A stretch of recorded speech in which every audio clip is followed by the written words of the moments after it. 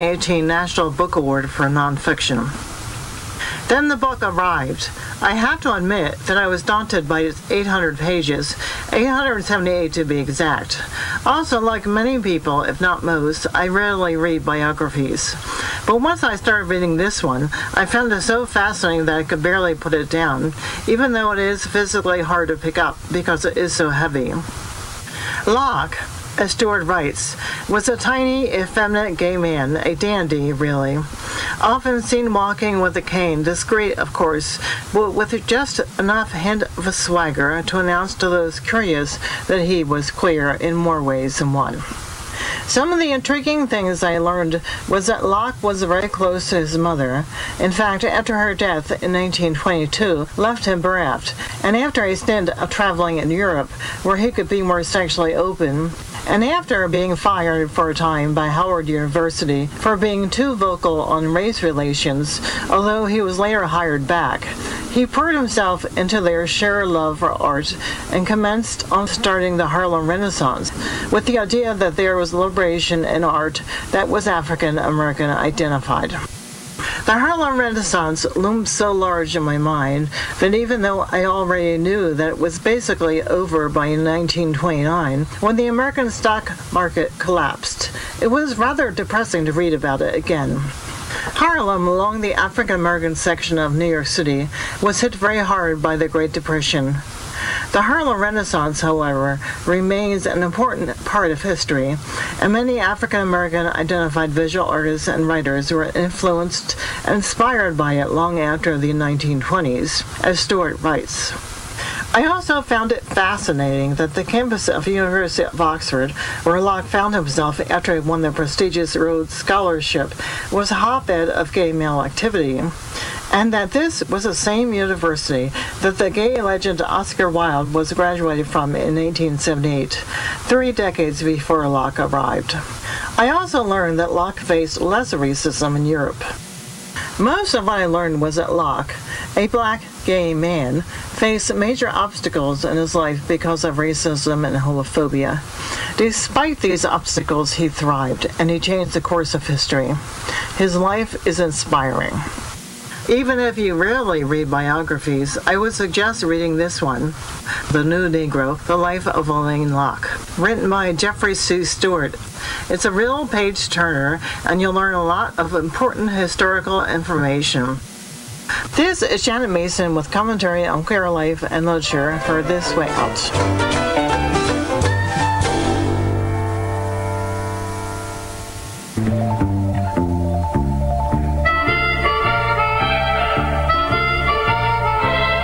I'm Armistead Maupin, author of Tales of the City, and you are listening to This Way Out, the international radio news about and for our sexually diverse.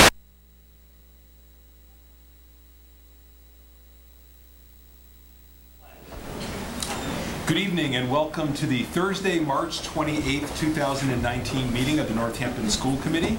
I'm Mayor David Narkowitz, the chair of the committee, and I'll begin by asking our clerk to call the roll of the school committee. We can't hear you. Oh, but I still can't hear you way back here. Wow, I can hear you.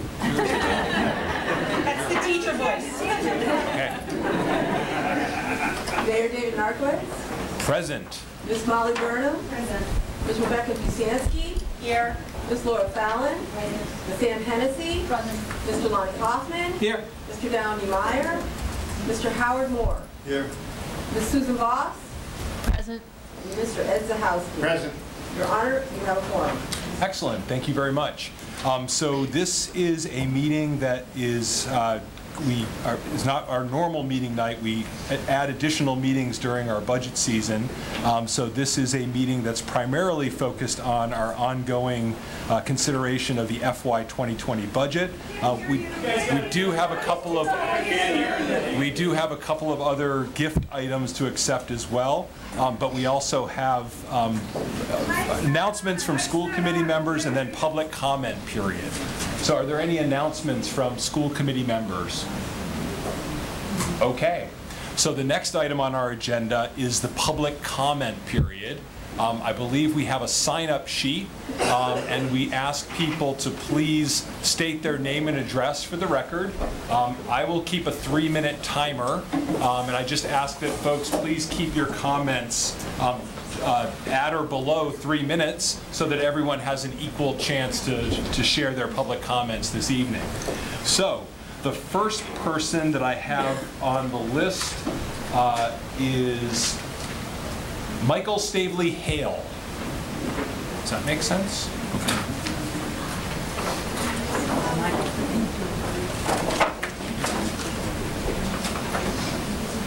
Okay. Good evening. My name is Mike Stavely Hale. I'm an ESP here at JFK. I've been here 6 years now, and I'm a union delegate. I'm reading a letter that another ESP asked me to read. These are his words, but largely share many of them. I'm writing this letter in response, as I couldn't be there in person, to the ESP pay raise counter offer the school committee is making to our quite reasonable initial 6% raise request. This is unfortunate. It is unfortunate that ESPs are so disrespected and underappreciated. There is a dissonance between what we are expected to accomplish and how much we are paid and respected for it. No one goes into education for the money, but this should not be used as an excuse to downgrade our vital services, as the rest of the country moves upward, to the point that people in the fast food industry are now making more than us. The city of Northampton seems to see ESPs as unnecessary, as illustrated by the purge of them from Bridge Street School 2 years ago. I seem to recall the months that followed were a horror show that resulted in the school's eyes being blackened with not one, but 2 front-page Gazette articles detailing students and adults being assaulted, students being unwatched, a general level of chaos in hallways. Our jobs are not easy. They're not merely handing out a document. Often our jobs require we go above and beyond the level of our pay grade. I meet with the guidance counselor at least twice weekly to discuss problems my students are facing and concerns I have. We are often required to be tutors, instructors, scholars, therapists, life coaches, baggage collectors, guardians, disciplinarians, confidants, monks, chaperones, first responders, and reporters. We would likely be putting our lives on the line as well in the case of a lockdown emergency. Subs, too, are often required to carry this weight and make even less than us. What caliber person do you want looking after your children? Many children see us the most of any staff in the school.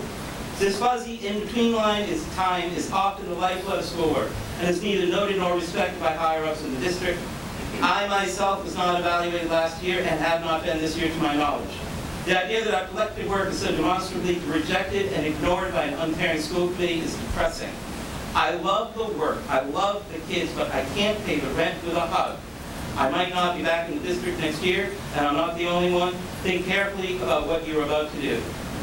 I don't have much to add to that. Thank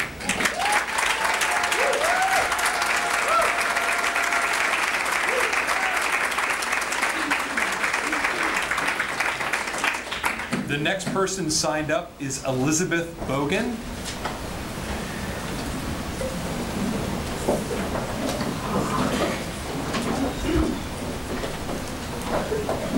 Hi, I'm Elizabeth Bowen. I live at 95 Stroud Avenue, and I also teach first grade at East.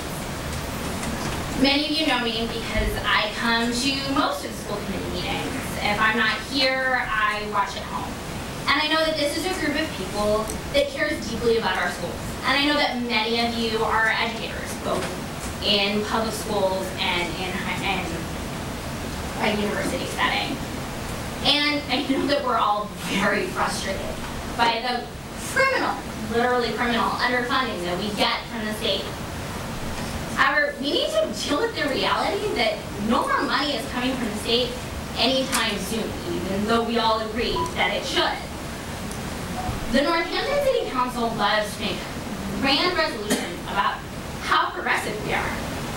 But Northampton also spends a smaller percentage of our city budget on our schools than the surrounding districts. And yes, that's true even when you pay attention to how different districts pay for health insurance. If we increase the 39% that we currently spend to the 43% of our budget that South Hadley spends, it would put $3 million in the school budget.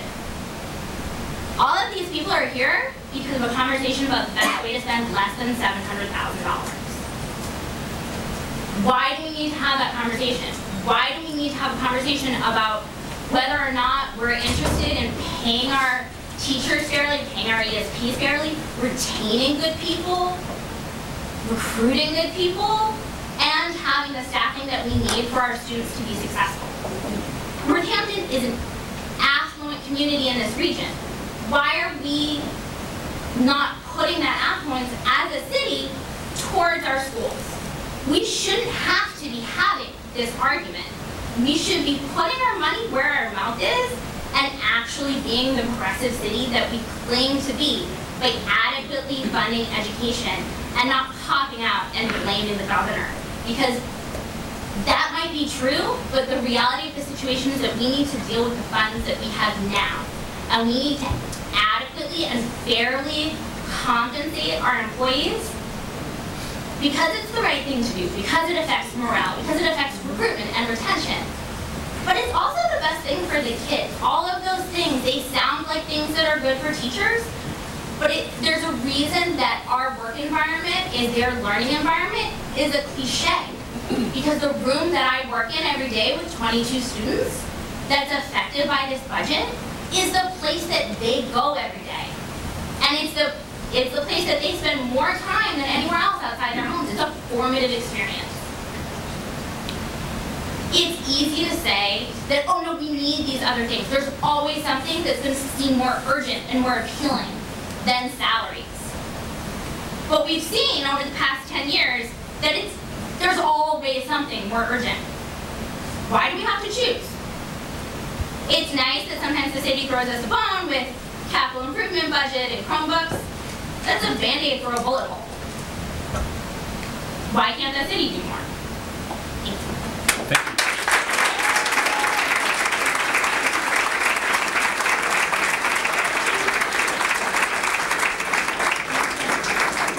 The next person who signed up is Heather Brown.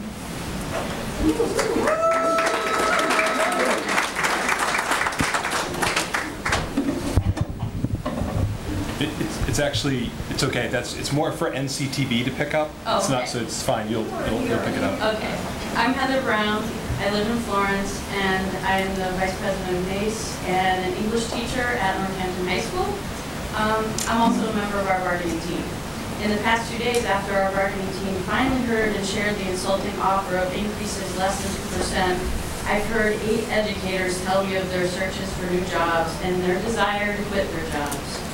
I know that this community and this committee appreciate the work of our Northampton educators, but I think that you may not know of our struggles to maintain and remain the outstanding educators that we are. This isn't just about wages, it's about mandates, top-down decision-making, stresses and demands of this never-ending job of serving the youth of this city. As you've seen in the national news, teachers around the country and the world are making their voices heard and advocating with every last drop of energy they have for their students and for the state of public education. We like to think that we're above all of this, and that social problems don't exist in our paradise, but they do. There are educators who cannot be here tonight because after they've stayed long hours beyond the school day to plan for tomorrow, they may or may not have had a chance to eat dinner, and they're now at their second jobs. Many of our educators can't afford to live in this community, although they spend more time in these school buildings than they do at home without being fairly compensated. Many of my excellent colleagues have left the district in search of living wages. 80% of the teachers that I saw on a list of past Rin Spoon Outstanding New Teacher Award winners have left our district to find work where they can dedicate themselves to one job of educating students without compromising their own lives. You've been considering an administrative position to help find and retain diverse educators. I would bet if our salary schedules were at all competitive, we would not have much trouble making this happen without paying someone $80,000 to study the problem and fix it. Yeah. The proposed budget, which includes over $700,000 in added positions, is not right for us now. Call for those new positions. Use the money to support the dedicated educators who struggle and succeed every day to help our students excel. Give us a wage increase that makes us competitive. What we've asked for is not even going to accomplish that, but it would be a start. These people that you see here, our school employees, and the future of our whole city are worth it. Thank you.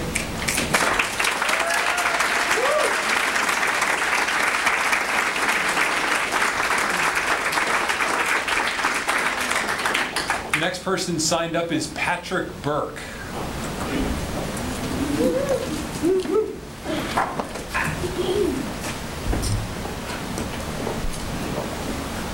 Hi, my name's Patrick Burke. I actually live in Holyoke, but I have been a resident of Northampton, and I'm the president of the Hampshire Franklin Central Labor Council, which represents 8,000 members in Hampshire and Franklin County across 20 different unions.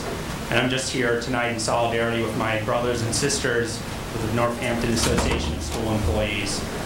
You know, I now work as an internal organizer and negotiator for Service Employees International Union 888, and I'm bargaining with school committees, with school cafeteria workers, with school therapists, and I haven't seen in other communities that I know do not have resources. I have not seen a wage counter less than 2% every year.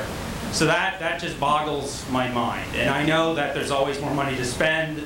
There's always constraints. But right now, we are in the middle of a time when teachers are standing up and they're saying, we deserve more for our students. This movement is not just in red states that have, where, the bad Republicans have been underfunding schools. This is a movement to retake public education. And the whole labor movement stands behind these folks. And I know that there is a need for more money from the state. And I hope that everyone here who's a school committee member does go to Boston and make sure that we can fund our future. But right now, we have to fund our schools here in Northampton. Yeah. Thank you. Solidarity.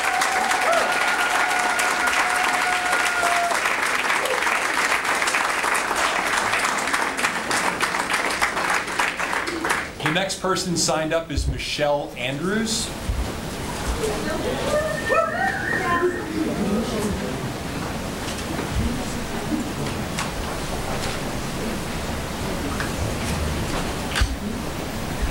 Hi, good evening. My name is Michelle Andrews. I live at 133 Old Stage Road in West Hatfield. I teach 5th grade at Arkington Ryan Road School. So I'm here tonight to tell you that you cannot pass this budget tonight. It is unconscionable that you would consider settling on a budget before the school committee has completed negotiating with NACE employees for a fair and appropriate salary increase. So let's finish this matter up. You own a home, and like all homes, it needs attention and maintenance. So your home needs a new coat of paint, and that questionable roof that you've been avoiding for about a decade now sprung a leak. It's time to maintain your home. But you choose to ignore required maintenance on your existing home, and instead you opt for a new addition. Your investment is falling apart. So I chose to take a significant pay cut when I left Springfield to join Northampton.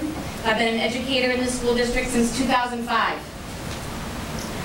I want to compare just the past decade's salary increases with the rate of inflation. And I got this data from statbureau.org, which I just passed to you. In 2009, we had a 3% increase. The inflation rate was 2.7. In 2010, we had a 0% increase. The inflation rate was 1.5. In 2011, there was a 2% increase. The inflation rate was 3%. In 2012, we got a 1% increase. The inflation rate was 1.7. In 2013, we received 0.5%. The inflation rate was 1.5%. In 2014, our increase was 1.0025. The inflation rate was 0.8%. In 2015, we received 1.505%. The inflation rate was 0.7%. In 2016, we received 1.5025%. The inflation rate was 2.1.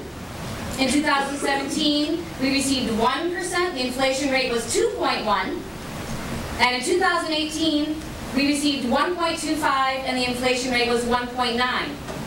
So to summarize, over the past decade, our wage increases have increased by 12.76%, while inflation has risen 18%. So not only are we one of the lowest paid districts in the state, the city of Northampton hasn't even kept up with the rate of inflation. You need to finish negotiating with NACE And pay your employees first before you pass a budget. Thank you.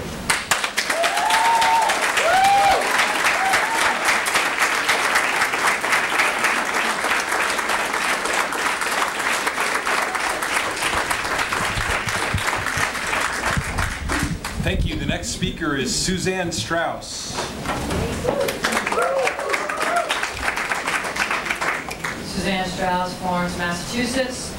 Parent of 2 graduates from Northampton High School and Northampton Public Schools, and I teach at the English department. I do want to applaud all of the people who are here and also everybody who said something. You know, I stand on the shoulder of giants. Over the last years, we've been talking about the social and emotional health of our students and our schools. People's social and emotional health precede our ability to learn and function. Without it, we're living in a state of fear, and that is where problems arise for all of us. I believe that students who graduate with a feeling of well-being and confidence can do anything they need in this world, and that is what I try to promote in my classes. So when I think about the proposed budget, I think about the fear implicit in it. There's fear that the personnel we have currently cannot surmount the needs in the schools. And there's fear that we cannot pay people a living wage that we rightly deserve. There's fear that if you follow the teachers' proposals, you might look weak in front of the other unions, and then that would spiral into unknown consequences. Here's my response. It's time to acknowledge the sexism at work here. Yes, in Northampton, the budget it always has. Roughly speaking, 80% of the NACE members are female. The fact that we do not, I am not going to say cannot, because that's a false claim, but the fact that we do not offer a living wage to a workforce that is highly educated, smart, competent, dedicated, creative, and caring is criminal. And we don't talk about this, we bury it. So let's talk about it and stop the fear around talking about it. My own story. 28 years of teaching, the last 21 in Northampton, and as Michelle so beautifully stated, I've never really gotten a cost of living increase. Over the past 5 or 6 years, my spouse's work dried up, and he has faced ageism in the job market. So I have been the primary wage earner in my family at approximately $60,000 a year. Every month, we dig into our savings to pay our bills. You know what my so-called raise of $600 for last year buys? And that's with a master's degree and 30 credits, or essentially 2 master's degrees. It buys me a tank of heating oil. But wait, it's not really a full tank, because I have to subtract the increase in healthcare costs, the increase in parking costs downtown, the increase in whatever. So it's a net loss in pay. And it has been for every single budget cycle that I've worked in Northampton, except for maybe the first year I came here. And did I mention that I work a part-time job weekly to supplement my income? In fact, I finished my other job at 5:30. So I have a few suggestions. 1, ask the people who do direct services with students. And by that I mean all the NACE departments, because the custodians and the cafeteria workers and the secretaries and the ESPs are filled with good ideas. Number 2, own the sexism and do something to correct it. Let's not say we don't have it here because the coffee is strong and so are the women.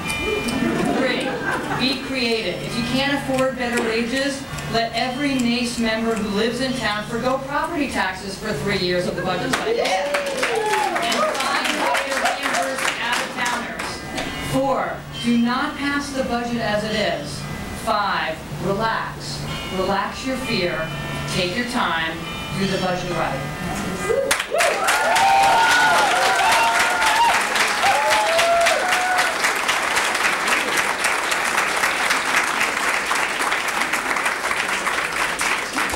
The next person signed up is Robert Parker.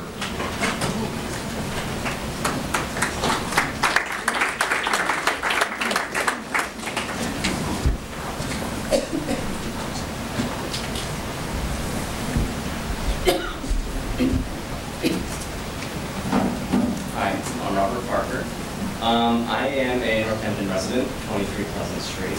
I'm not a teacher. I'm not a member of the union. I'm just a community member. I'm a director of strategy at a local branding firm, and what's relevant about that is I'm able to work with some rock stars at the University of Michigan School of Education and Bill and Melinda Gates Foundation, and I've learned a lot from them. So I know that we're all well-intentioned, we're all trying to come to the bottom of this problem. So what I wanted to do tonight is kind of take an outside perspective on what's going on from my point of view as a community member, put that out there as the problem, and then look at it from 3 different perspectives. So here's the problem that I see. Northampton is the lowest paid school district of its size in the state of Massachusetts. The first one to look at that would be as if I were a teacher. I would feel unvalued, and I'd feel taken for granted, and I'd be looking for another job. How would you feel if your salary hadn't even kept up with the rate of inflation for more than a decade? What does it say about how your school committee sees you when every district around you finds the budget to pay their teachers more? So here's the problem again. Northampton is the lowest paid school district of its size in the state of Massachusetts. Let's look at that from the perspective of fiscal responsibility. Each new teacher is an investment the district makes, but what Northampton isn't doing is protecting that investment. So you're going to attract teachers, but you're not going to actually retain them because they will be moving to other districts as soon as they're able, and as soon as my taxpayer dollars have been invested in training them. That's not great. So let's look at that problem again. The problem is Northampton is the lowest paid school district of its size in the state of Massachusetts. How does that make me feel as a community member? It makes me feel angry. I feel duped. I feel embarrassed. I feel like the positive assumptions about the values of our area have been weaponized and used against me. We live in a place called the Knowledge Corridor in the state of Massachusetts, which is known for how it treats its educators. And I found it almost impossible to believe that my city and my local government has treated and continues to treat its teachers so poorly. Not keeping up with the rate of inflation. This is the kind of story that makes headlines, and that's my job, to make headlines. It's a lot of fun. But I feel like when the community finds out what's actually going on, there's going to be a lot of outrage. So you can be proactive about that and not pass the budget, or you can pass it and see what happens. So I'm going to wrap up my time by listing these places out. West Virginia, Kentucky, Oklahoma, Arizona, Los Angeles, Denver, Oakland, Richmond, Chicago. That's a list of places where teachers have gone on strike over the past year. So if the school committee is unwilling to repair the wage damages caused over the past decade, and if the school committee does not start valuing the retention of Northampton's excellent teachers, I, as a community member, encourage the union and the teachers to strike. Northampton is the lowest paid school district of its size in the state of Massachusetts. Thank you.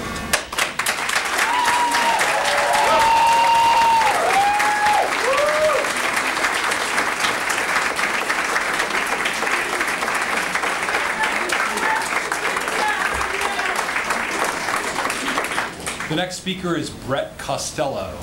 Good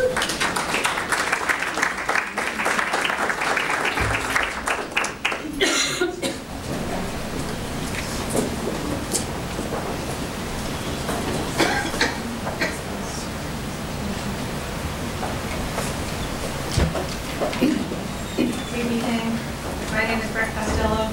You folks have been so great to support funding for our schools across the state, so just passing some more materials for you to consider as we move forward. You folks in the audience have them as well.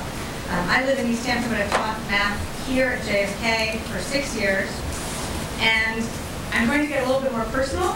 I'd like to share some of my experiences planning, budgeting for myself and my family over the last year, building on what some of the speakers before me, Michelle, our community member, and Suzanne have said. So I'm asking everyone in the room to join me for a little audience participation, if you'll indulge me here. If this statement is also true for you, as it is true for me, please stand with me. If you or your family's out-of-pocket health care expenses have been $500 or more in the last year, please stand with me.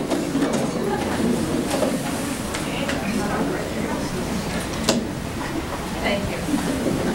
If you have had to take on a second job, including some of our in-district work or side hustles to make ends meet in the last year, please stand with me.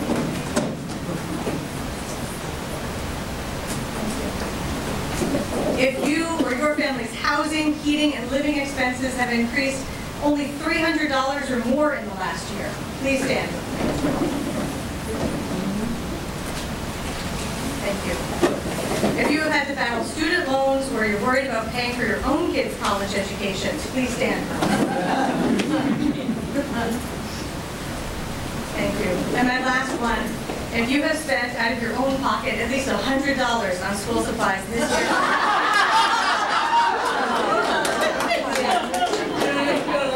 Thank you. Those expenses that we all just identified, that represents the entirety of the raise I would get next year. To continue to widen this gap that you've already heard about between the current costs of living and our compensation is not acceptable, and not in a community that prides itself on its social justice foundation. Especially when I think ahead and I put myself in the shoes of our retirees who have given years of service to this district and then face shrinking wages and even greater increases in healthcare costs. We have to come up with a more humane solution to this problem. I know that the review of the school budget is scheduled for your meeting tonight, and I urge you to postpone your decision until you can find a way to fund the needs in our district with a focus on equity.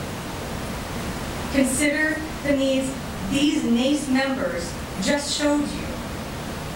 Consider the gap that continues to grow between our expenses and our compensation, and it's been growing for more than a decade.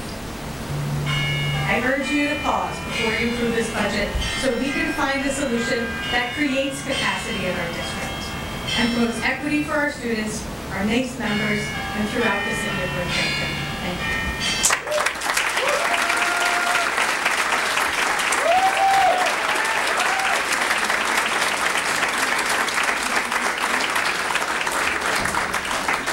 The next speaker is Krista Shirello. Yes. I'm going to try to talk loud because I was standing in the back and I know it's hard to hear back there.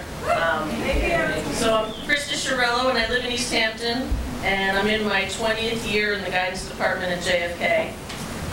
Never before have I felt compelled to speak in front of this group or on this topic. But I'm finding myself feeling like I can't sit this one out any longer. For the last 10 of those years, I've rolled with the crowd of educators in Northampton who've averaged a 1.08 salary increase each year, and I somehow managed to swallow the party line that there just isn't any more money in the budget. And I believe that was likely true. After all, I know none of us are in this work for the money. We chose to be here because of our commitment to our students and our passion for guiding their education. I also think that, like many other faculty in Northampton, I felt like I accepted meager increases out of some kind of loyalty. But the gap in pay that I'm now seeing on the charts that sets Northampton teachers at the bottom of salaries for comparable surrounding districts is telling me it's time to speak up. I've been watching my colleagues in recent years roll with the tide of increased demands, greater problems to solve with fewer resources, more and more students with greater needs, and I am extremely proud of the job that we all do. But I need to put it out there, we have reached the tipping point in terms of how many more times we can ask educators in Northampton to take one for the team. It would be nothing less than insulting for everyone involved to not find a way to do it differently this year. More and more we're seeing a changing student population with greater needs. We've been asking our teachers to show up in the classroom, dig deep, and be creative and find solutions. And it's time for everyone in Northampton to approach our school budget challenges with this same directive. Show up, dig deep, and be creative in finding solutions.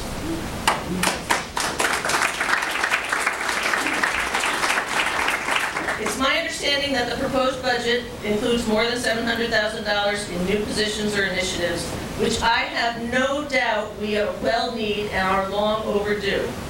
But I'm here tonight to ask that you not approve the budget at this time. Because if you do, you will once again set us up to fund what is needed in our schools at the cost of the teachers who are doing the job today. I'm imploring that you negotiate a fair and long overdue salary adjustment that will bring Northampton educators closer to what they deserve before you add new spending to the budget. It's no longer okay that Northampton educators are near the bottom. I'm asking you to support our teachers and students by saying that we can't continue to try to solve what is a very old problem for the school budget in Northampton the way that we've been doing it for at least the last 10 years. Our teachers and our students deserve more than that. And I'm asking everyone here, show up, dig deep, and be creative in finding some new solutions. Thank you.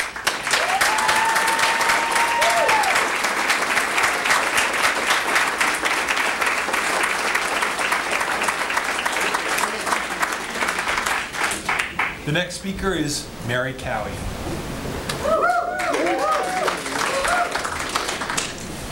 Good evening, I'm Mary Cowie. I live at 29 Laurel Park. I teach at Jackson Street School, and I'm a member of NACE. First of all, I would like to give an update on the Fund Our Future campaign.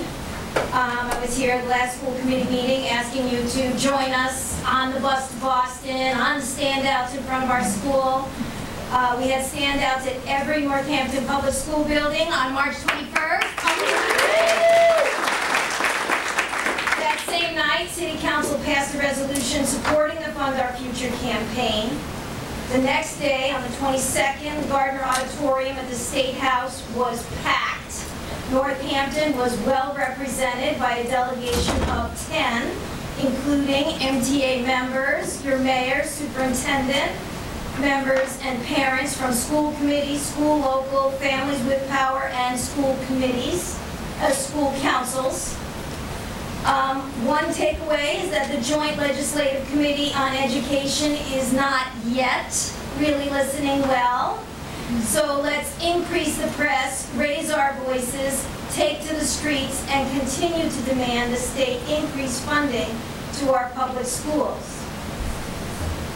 Speaking of listening well, I'm also here to implore you to postpone your vote tonight on the school budget. I have been teaching in the Northampton Public Schools for more than 20 years. I have a bachelor's degree, a master's in education, and 30 graduate credits in math education. I have expertise in culturally relevant pedagogy, family and community engagement, and math education. And yet, after 22 years, advanced degrees, extensive professional development, my annual salary is still far below the average teacher's salary in the Commonwealth of Massachusetts. Do you think I'm an average teacher? Once a year, I get a teacher evaluation that says I'm exemplary. But every 2 weeks, I get a paycheck from the city of Northampton that says I'm well below average.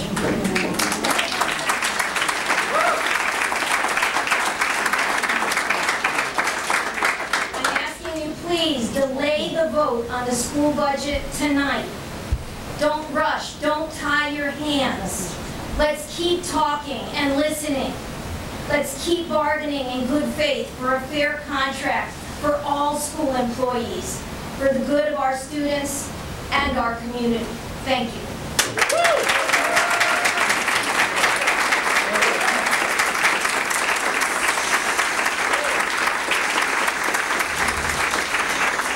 The next person signed up to speak is Rose Bookbinder. Thanks. Hi everyone, my name is Rose Bookbinder and I'm an organizer with Massachusetts Jobs with Justice and the Pioneer Valley Workers Center. I'm also on the interim board of the Area Labor Federation, which is our central labor council, which represents over 40,000 workers here in Western Mass. And this is the organizing we did in less than 24 hours. So we're ready.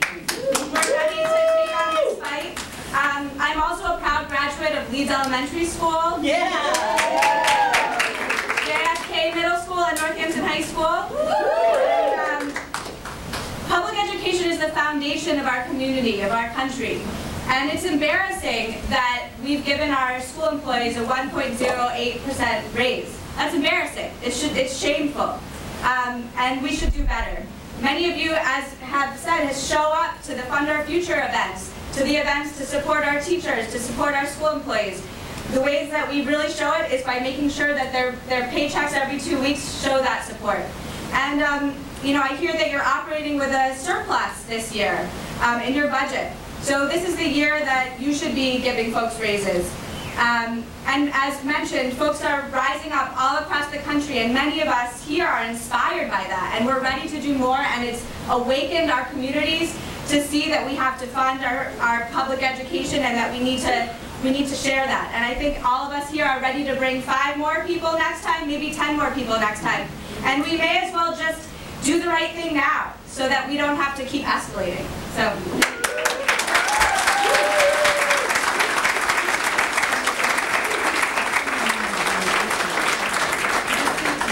The next person signed up is Kim Gerald. Gerald? Sorry. Gerald. Sorry, I messed that one up. Sorry, Kim. If you're in Montreal, it's you. Kim Gerald, 66 Pines Edge Drive, Northampton, proud Jackson Street teacher, proud NACE member, and proud parent of children who went through this district. Like many others here, it doesn't matter, just talk louder. Like many other teachers here tonight and staff people, I'm asking you to weigh the budget priorities before you take a vote. While I'm sure there are many arguments for creating new positions in our district, there's something much more essential that needs to be defended, all of our current employees. As a teacher with 24 years in the district, I know that at the heart of our district's success is good teaching. If you want to retain and attract good teachers, you need to be competitive with neighboring districts. And as you well know, we are not even close. Now, one of the proposed new positions is that of equity director. As an advocate for equity in the district for my entire career, I think that's admirable, but the district really needs to first do something concrete to diversify our teaching staff so that it begins to reflect who the students are. To bring in qualified teachers of color, we need to pay a competitive wage. Or those educators, and this is already happening, will go to Westfield or Holyoke or Amherst, really almost any of our neighboring districts, where they'll make $5,000 to $12,000 more a year than in Northampton.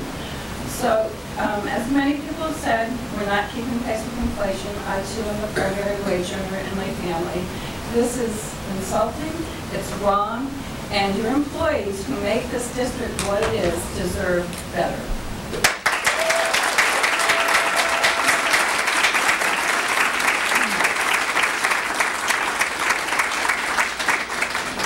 The next person signed up is Maria Garcia. I'm sorry if I messed up your first name. Hello, my name is Maria Garcia. I'm a teacher at Jackson Street School. I'm a proud NACE member. I live at 345 Spring Street. So I'm here to talk to the school committee and to my colleagues, and to say that I understand you're considering this $700,000 towards mostly new positions. I'm asking very, very respectfully that you not approve this budget. My colleagues and I are among the lowest paid teachers in the state, yet our administrators' salaries are comparable to big cities like Boston and other cities that are much bigger than Northampton. I've worked for the Northampton schools for over 20 years, and during that time, I've never received a salary raise of more than 1.5%, except for maybe 1 year I think that we got 3%. Over 20 years. Meanwhile, the demands of our job continue to increase. There's less help in the classroom. We're required to attend more meetings. We have to spend more time and energy doing teacher evaluations. We're required to do more testing of children. We're required to implement that data onto data systems that nobody looks at, taking away from our teaching our students. One of the items in the budget is a diversity equity director. So I'm going to talk to you from the point of view of a person of color, because I am a person of color. Believe me that an equity director would not be the reason that I come to Northampton. So if you want to hire more people of color in your school system. Give us competitive salaries. Treat your staff fairly. Don't implement new rules without speaking to your staff. I would assume that you would want their feedback when you're making changes into the system. I love my job. I love the children that I work with. I know that families appreciate me, but if we don't have a more equitable level of pay, we're not going to retain good teachers.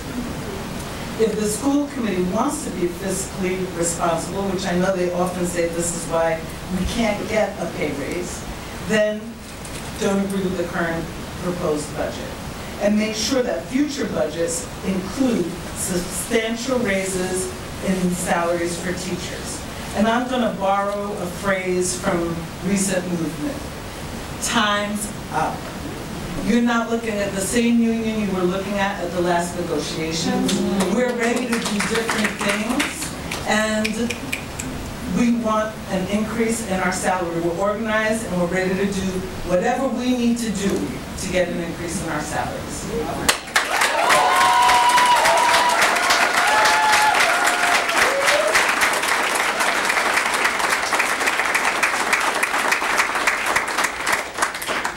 The next person signed up is David Cantler.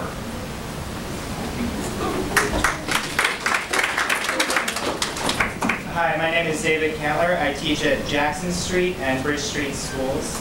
In 2016, Northampton voted nearly 4-1 to reject the ballot measure to expand the charter school cap.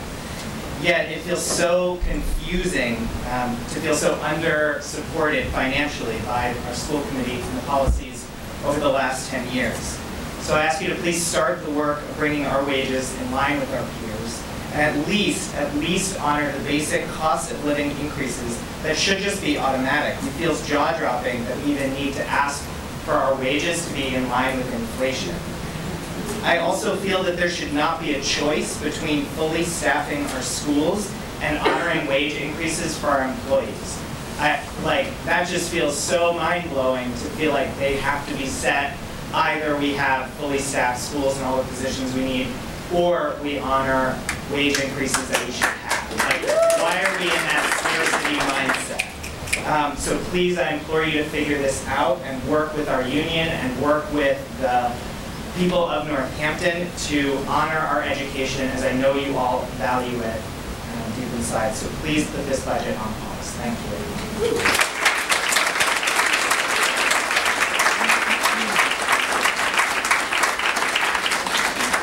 Thank you. The next person signed up is Stephanie Grimaldi. Hi, my name is Stephanie Grimaldi. I'm a parent of 3 Northampton public school kids, one successfully out of the house right now. I'm also a teacher educator, so I've been in and out of schools a lot, and I want to tell you, you've got gold here in your teachers, and it's very depressing to me that it is not reflected in their wages. I'd also like to tell you, if you think teaching is the only job teachers do, then you're sadly mistaken. The other roles teachers take on besides teaching, they're nurses, they're social workers, they're psychologists, they're mediators, they're cheerleaders, they're coaches, and if they got paid to do all those jobs, we wouldn't really be here right now. Not to mention the money that they spend out of their own pockets. I mean, I'm thinking about school supplies, I'm thinking about snacks, books, hand sanitizer, paper towels, wipes, having to go to professional development that the school cannot fund all the time, having to acquire a master's to keep their license. Those things are not cheap. That's not to mention the things that they do on their own time, right? That also costs money. Generally, time equals money. Letters of recommendations that they're writing for college-bound seniors, coming to sports and theater events that they don't need to do, providing extra help, supporting fundraising initiatives, jumping through the hoops that the state is putting out for teachers to do day in and day out, mentoring teacher candidates, providing a place for people who want to be teachers to learn how to be great teachers. We throw time and money at the things we think are important. The teachers have put in the time. We need to put in the money. 19th lowest in the state, not cool. Totally shameful, totally unacceptable.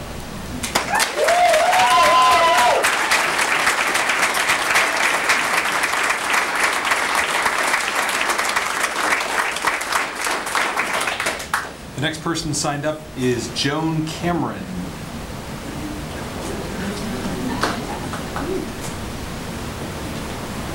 My name is Joan Cameron. I teach at Jackson's School. This is making me very emotional. Everyone said that's fine, so here I am.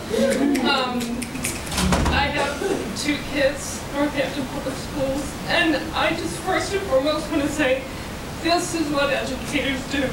The amazing things that people have come up here and said are just incredible, and I echo what everyone else has said, especially the commentary that has to do with trying to attract teachers that are from diverse backgrounds and that reflect our students. That if we don't have competitive wages, we can't get those teachers in our district. We really want them, we really do. And we're trying to hustle to get them, but if you can't pay people something that's going to draw them in and retain them, we're not going to get them. So if we really want to have this teaching staff that would reflect our students, we really have to put some money behind it. So please reconsider and thank you.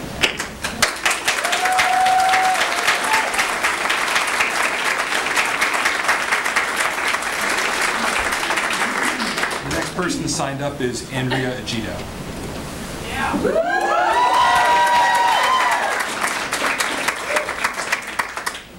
Good evening. My name is Andrea Agito. I am a resident of this great city. I raised my family here. My children have gone through the Northampton Public Schools. And I teach kindergarten at Ryan Road Elementary School.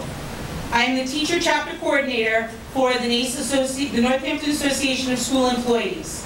And I am here to tell you no more. Our school employees give their heart and soul to their students, to the students of Northampton every day. We love our jobs. And because we love our jobs and we love our students, we have allowed this committee and the city that we love to take advantage of us. No more. Northampton has some of the highest property values in the area, much in part because of our amazing public schools. And our schools are amazing because of these people, because of our employees who feed them, love them, and educate them every single day. They put all of themselves into their work, but these same people are not adequately compensated or appreciated for their expertise and their passion. No more. Our school committee uses fear and shame year after year to get us to kneel down and accept whatever pittance is left over for us. We are told each and every time, we'll have to lay people off. We'll have larger class sizes. We won't have extra support for our students. We'll need an override. And it goes on and on. The fear for our students and the shame that the 80% female workforce has in asking for what they deserve is a tactic that I have witnessed from your negotiating subcommittee time and time again for many contracts. I'm here to say no more. The mayor stated that he's going to put the additional revenue coming into the city in the fiscal stability fund. But our employees don't have fiscal stability funds. I, like many of us, live paycheck to paycheck. We don't have savings accounts. Many of us are one catastrophe away from going into debt or worse. I'm here to say no more. Over the last 10 years, our teachers' salaries have increased by an average of 1.08%, while our superintendent and principal salaries have increased by around 2.5 to 3% on most years, and new positions have been created without negotiating fair raises. No more. The mayor also talked about how grateful he was that we were able to join the GIC and keep the city healthcare costs down. This was another example of school employees taking one for the team. NACE's vote was what allowed us to stay in the GIC. We did that to keep healthcare premiums low, which is definitely good for the city. But our employees have been hit each year with added deductibles and co-pays, in many cases resulting in a pay cut because our wage increase didn't cover our added health care costs. No more. We are here to tell you no more. We are not going to sit by and quietly and be disrespected. A 1.3% raise is so disrespectful to the blood, sweat, and tears that we put into our school each and every day. But I can't be upset with you for offering it because we've accepted it for more than 10 years. We're here to say, no more! We're done. No more.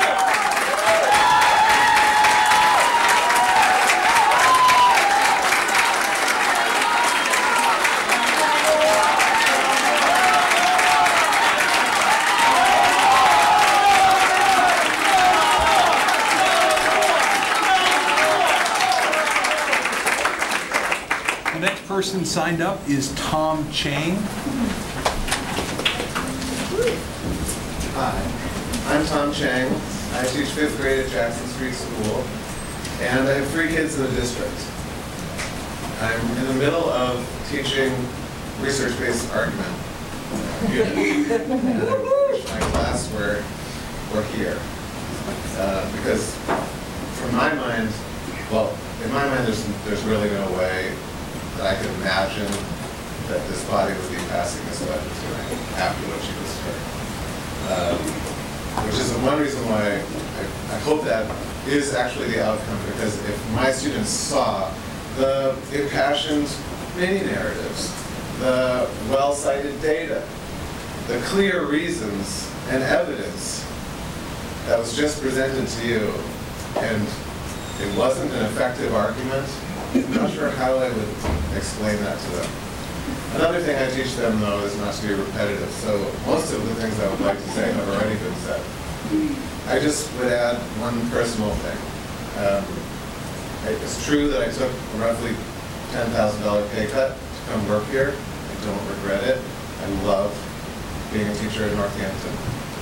By the time my kids graduate from Northampton High School, which I hope they do, that means that, never mind what I'll have lost in retirement or whatever, at this rate I'll have lost $150,000 or something like that. You've already heard why that would be horrible. But there's something else that would be lost that's really not something I could stomach. Which is, I want my kids to go to school in a district where their friends have black teachers, have Latino teachers, have Asian teachers, teachers from all different backgrounds. And right now, the only thing that's financially incentivized in Northampton is leaving.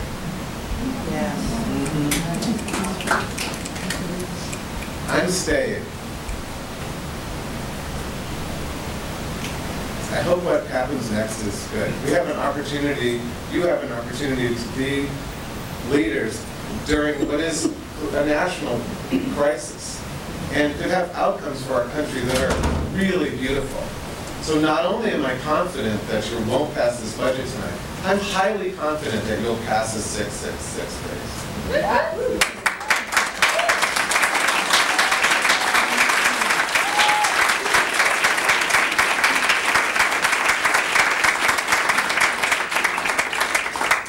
The next person signed up is Angela Falavolita.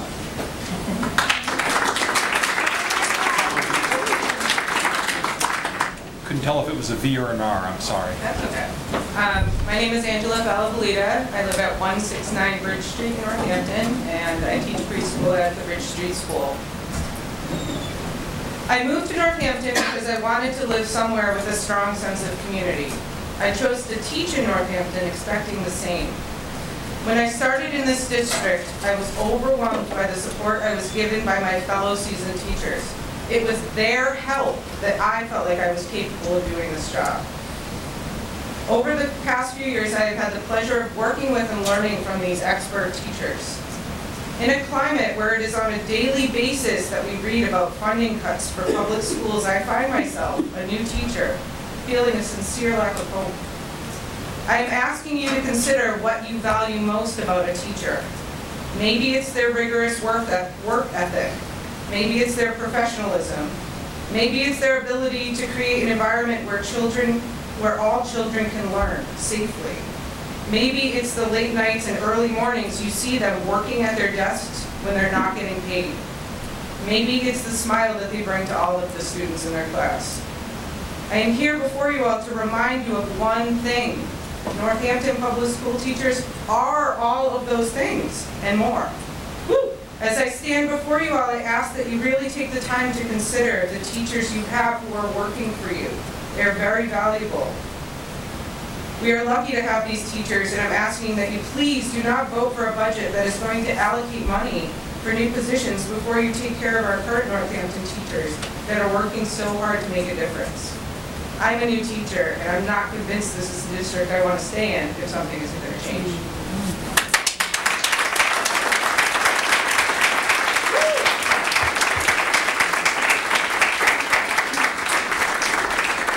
The next person signed up is Paula Regano Murray.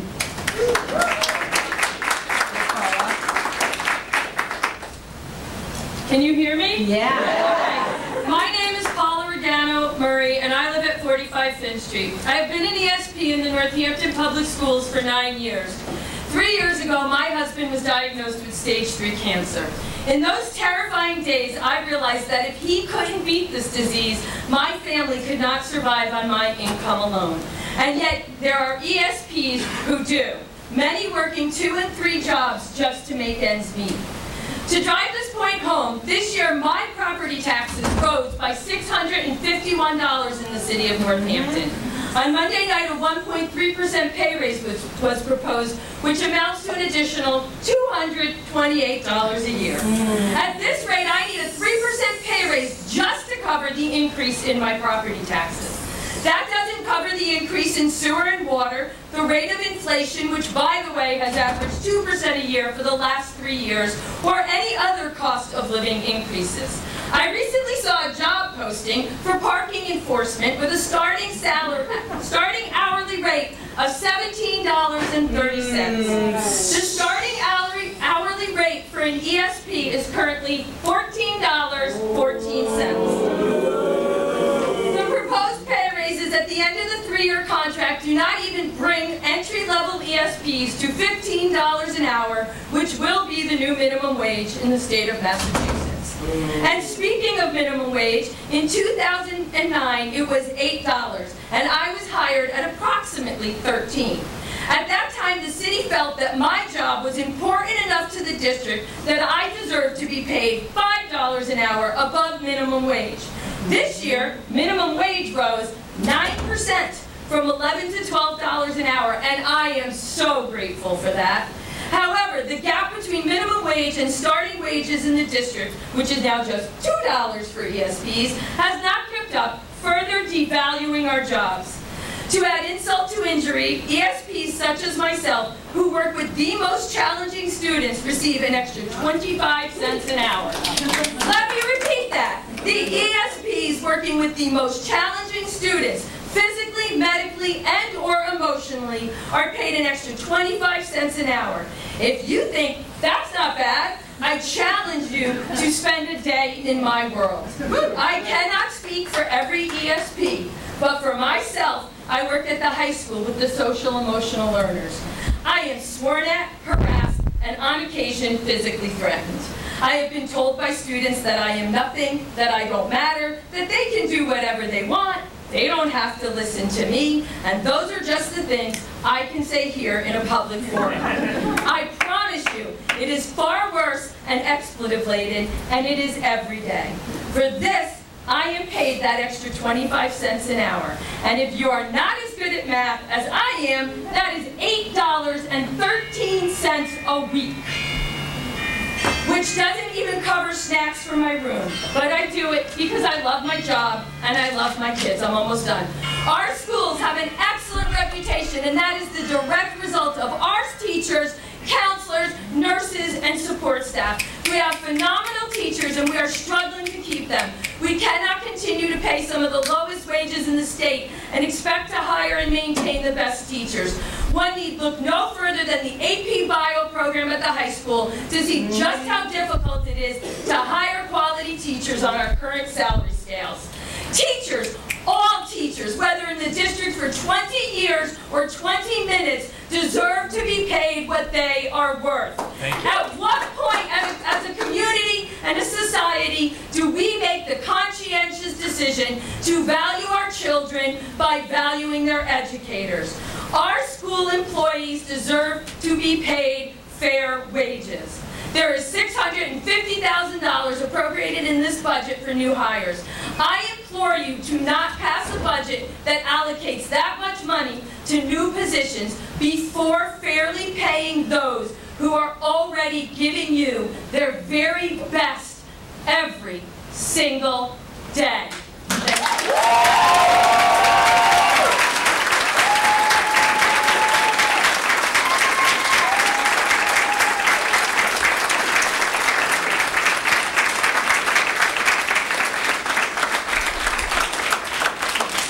The next person signed up is Kate Toddhunter. Yeah, Kate. I love you, Paula. Kate Toddhunter, 53 Maple Street, Florence. Let me tell you about a job I love. I teach history to your children at Northampton High School. Or perhaps I've taught them, or will teach them in the years to come. In addition to that, I prepare them for lifelong learning. Being an engaged citizen, I write their college recommendation letters, I advise them, I lead foreign trips abroad, I encourage them to follow their passions and interests, I go to sporting events, concerts, and plays. Let me tell you about my background. My first career was in international development. I have 3 degrees, including 2 advanced ones. In total, I have taught my discipline both here in the United States and abroad for 2 decades. I am truly blessed to do what I do. I also believe wholeheartedly that our community and this school committee, by extension, want to do right by our schools. In fact, let me tell you about what I am worth. I am worth less in this town, over $12,000 less than an Amherst teacher, over $8,000 less than a Westfield teacher, over $7,000 less than a Hampshire regional teacher. Like my colleagues throughout this wealthy state of Massachusetts, I am a professional. And like you, I pay my mortgage, pay for health insurance, make car payments, put my children through college.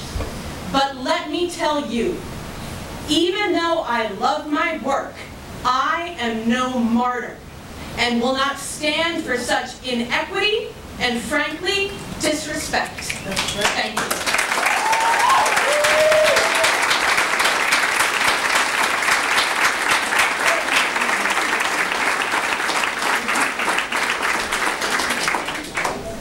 The next person signed up is Kate Parrott.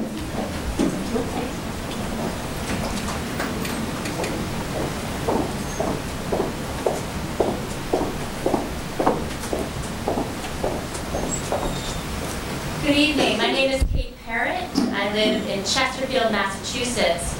I am a nearly 16-year veteran of JFK Middle School, and I'm a parent of a JFK Middle School student who is here by choice. And as I stand here tonight and I look around at my school committee and my mayor, I see friends. I see people who I've spent the last 16 years collaborating with, and I think that we can do better. I'm not going to get up here and shout at you about statistics, because you know what? You know them, and I know you're trying to do the best by us, as you can, but you can do better. We can all do better. I work hard. I have a side hustle like a lot of my colleagues. I have stayed in Northampton because I love the community. I love going around town, going to a silent auction and running into you, going on vacation and running into you. I enjoy all of you, and I think of you as partners, not as my adversaries. And so I ask you, tonight, please, have my back like I've had yours. You know that I take my job seriously. Every single one of you who had a child go through Northampton's public middle school, I've taught your children. Me. And I have a side hustle to pay my bills. I live paycheck to paycheck. That's not unique. I know that some of you sitting here at this table also do. But we need to work together. We need to have each other's backs. I'm not here out of anger. I'm here out of a loyal employee who loves this community. And with that, I ask you this evening just to please consider taking a deep breath, seeing the emotion, hearing the emotion in this room, and collaborate with me again. Thank you.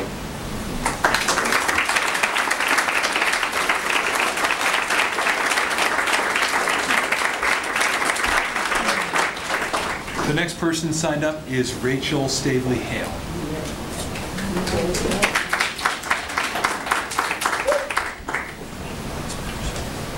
Hi, my name is Rachel Stavely Hale. I'm the math department chair at Northampton High School. I live in the Slowville Schoolhouse on Hatfield Street in Northampton. I've been teaching math at Northampton High School for 12 years. It is literally my dream job. I went to Smith College as an undergrad, and I did my student teaching at Smith. Allison Keith was my mentor, and now she's my colleague. It is literally the only thing I ever wanted, to live in Northampton and be a teacher here. And that house that I referenced was my other dream, aside from my family and my career. I fantasized about that house ever since I moved to Northampton. And 4 years ago, I finally had an opportunity to buy my dream house. I became a first-time homeowner at the age of 40. Mike and I wanted to raise our daughter here in Northampton, mostly because of the Northampton Public Schools and because what an amazing community Northampton is, but we couldn't afford to buy a house here. So we rented. And 4 years ago, we're lucky enough, I have a friend who's a mortgage broker who helped us out, and my dad helped us out with a down payment, and we were able to buy our dream home. So really, I am living my dream right now. I have an amazing family. I am doing the job I only ever wanted, and I'm living in a community I love. But I live paycheck to paycheck. It is really hard to make ends meet. Right now, my checking account is $300 in the hole because of the surprise plumbing bill. There are things you just can't avoid, and that's what life is like. And I knew taking this position that I was not always going to be flush with money, or really ever, and that's okay. But I feel a sense of disrespect at this point from the school committee. I have hoped that we work as a team. We have had lots of opportunity to see each other over the years as we've worked on math curriculum, and I have always tried to come to you as allies and hope that you would have my back in public discourse and in the work that we do collaboratively. And I haven't ever said anything about the terrible pay that we get. I didn't say anything when we took a 3-year period with not any pay increases because it was that or having laid off teachers. I haven't said anything about the fact that I basically have done the work of a secondary mathematics curriculum coordinator without ever being paid for it. I lend my expertise because there's no one in the administrative team in this district who has a background in STEM, and I'm really glad to help out with that collaborative work. It has been my dream since I joined the district to have there be better K-12 coordination of mathematics curriculum, and I've been really happy to do that work. And I haven't asked for extra pay to do it. But I just feel like when here we are finally saying, can we have a decent cost of living increase, to have you come back with a paltry increase that you came back to us with, it's just insulting. We work so hard and we love our jobs, and I have seen morale in this district just go down the toilet in my 12 years here. In the faculty room, we used to talk about curriculum and practice, and now everyone talks about how exhausted they are. We have a huge cohort of students in our district now who have significant social emotional need. And I know exactly what Paul is talking about because she and I have kids in common. And they say the same things to me that they do to her. It's exhausting work. We deserve, at minimum, a cost of living increase. Please, seriously, do not approve this budget at this point. Please finish your negotiations with us first.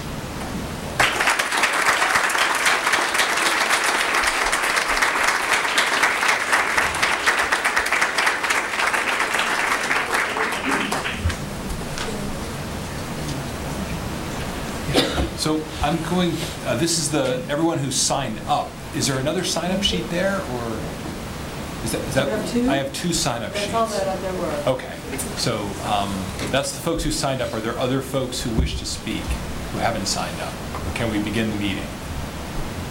Okay, thank you very much for all your public comment. So I do feel like I need to also just provide you a little bit of an outline of what our process is. By charter, the school committee, as well as the Smith Vocational Board, have to pass their budget by April 15th of this year.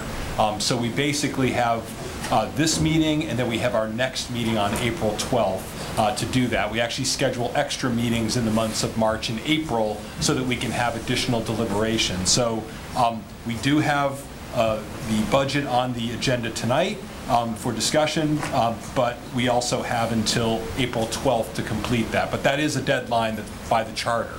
It's the 11th. I'm sorry, the 11th, I apologize. But it's before the 15th, so which is when the deadline is. So that's just sort of the background for why we have that posted that way tonight. We do have some other, just a couple of other votes on some gifts, which we can put off, we can take now or put off. We also have an executive session scheduled, which is an opportunity for the school committee to come together in executive session and discuss our latest meeting with NACE and where we stand on that relative to the budget. So that's the agenda for tonight. And do we want to take those gifts now, or what would we like to do? Okay, so the first item on the agenda is a gift to the NHS Athletic Boosters. This is for $4,988. Ms. Lamico, do you want to discuss that? I'd like to just clarify that the NHS Athletic Boosters will be giving us a check for $49.88, and it'll be for transportation to spring off-site practices. Okay, so this is to do practice, off-site practice, to pay for transportation. Is there a motion to approve that gift? So moved. Is there a second? Okay, there's been a motion made and seconded to approve this generous gift from the Athletic Boosters. All those in favor, please say aye. Aye. Opposed? Any abstentions? Okay. Next is a gift from the NHS PTO of an art printing press, $3,553.60. I believe it's the money to pay for it, I assume. That's the exact amount that we've already coordinated with the company that's going to cost for the printing press and a couple of other items to go along with it. Okay. Is there a motion made to accept that gift? Is there a second? Second. Okay. All those in favor, please say aye. Aye. Opposed? Any abstentions? Okay. So we have, I would, as I believe I indicated earlier to the school committee when we were, superintendent was updating us on the agenda, we have on the agenda the discussion and vote on the FY 2020 budget. We also have an executive session scheduled, and I would like to have us take that executive session first so that we can have an opportunity to update the full school committee on our negotiations, most recent negotiations, before we take up the rest of the agenda. Ms. Fallon. I guess then, so you don't want us to address point 6 until after the executive session? Point 6. No, I'd like us to do the executive session. Yes. Would someone make a motion? Is there a motion? Motion to move into executive session under Massachusetts General Law, Open Meeting, Chapter 30A, Section 21A3, to discuss strategy with respect to collective bargaining with the Northampton Association of School Employees. Whereas an open session would have a detrimental effect and further details would compromise with reason for going into executive session. Is there a second? Okay. This requires a roll call vote. All those in favor would say aye. Those opposed would say nay. And I'll ask the clerk to call the roll. Ms. Laura Fallon? Yes. Ms. Ann Hennessy? No. Mr. Ron Kaufman? Can I abstain? I believe you should abstain. I'll abstain. Yeah. Mr. Dan Meyer? Yes. Mr. Howard Moore? Yes. Ms. Susan Bosch? No. Mr. Ed Zahowski? I'm going to abstain. Mayor David Markowitz? Yes. Ms. Von Burnham? Yes. Ms. Rebecca Bustansky? Yes. Your Honor, the motion passes. Okay, so I just need to tell the public that we are going to move into executive session, but we will actually return to open session once we finish the executive session. We'll be moving into the to the adjacent room for that executive session, but we will return to open session. And again, we're doing so because under Mass General Law, to have this discussion in open session would have a detrimental effect on the school committee's negotiating ability. So we will now move into executive session, but then we will return to open session.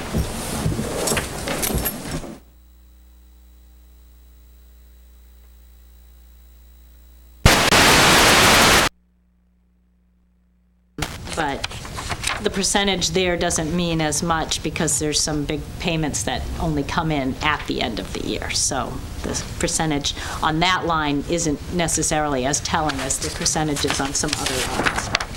If you go to the general fund expenditures, there's really nothing that I would highlight. To inform you as you're looking at it, I give it to you in a breakout of PS, which is salaries versus operating for each department. So the thing that I'm looking at for the PS is the PS halfway through the year, 50% or less. And for most of the departments it is. Some departments it is lower because they have some vacancies. Few departments it's higher, like rec and senior services, but that's because some of their salaries at the end of the year get moved out of some of their revolving funds. So we fund them in the budget and then we square it up at the end of the year. So as you look at the percentages, there were no percentages that had any concerns for me. I will start doing a bi-weekly payroll tracking after starting in February, where I look at every department's budget and project out where they're going to end, just in case they're going to need a transfer. So that's the general fund. The enterprise fund, again, has nothing of concern. It looks pretty good. If you look at the enterprise fund revenues, what I tend to look at there is the rates. So if you look at sewer rates, we've brought in halfway through the year, we're at 50% of our projection. Water rates, we're at 49.1. Stormwater, we're at 50%. And solid waste for landfill stickers, we're at 73%, which tells me that people are buying ahead. But in general, the rates, I want to make sure that we're, halfway through the year, we've got half of the revenue that we're anticipating, and we're pretty much on track.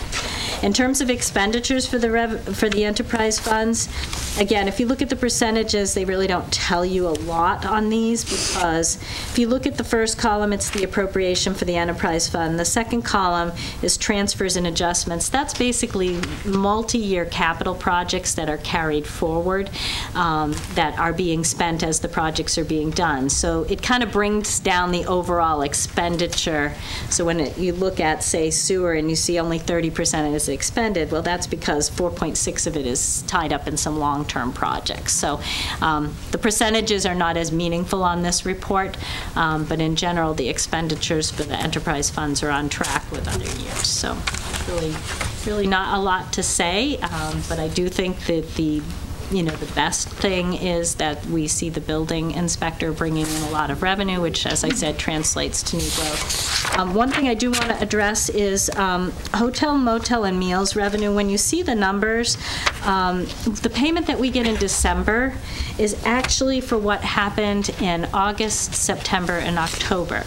And that will be the same when we start getting the marijuana revenue. So what happens is when we get a payment in December, if you back it up, that's what happened in Northampton in August, September, and October. Then the entities, the hotels, the restaurants, or the marijuana facility, have the month of November to file their taxes, and then the state distributes our share in December. So we are always a couple of months behind. So the quarterly payment that we got in December has no marijuana revenues in it.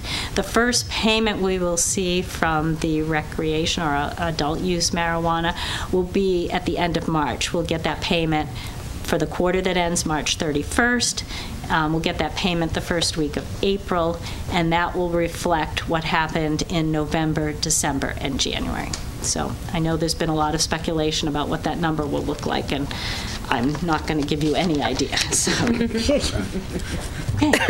Any questions for the Finance Director? Counselor?